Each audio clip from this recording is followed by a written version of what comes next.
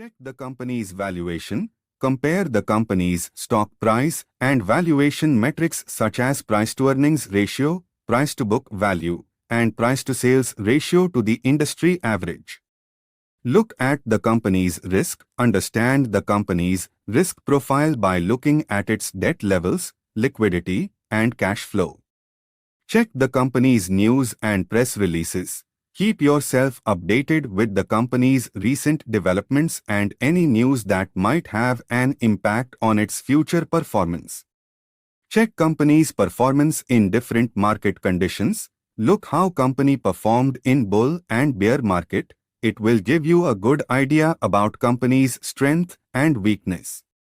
It's important to note that no single piece of information should be relied upon solely, and it's best to use a combination of methods to get a well-rounded view of a company before making an investment decision.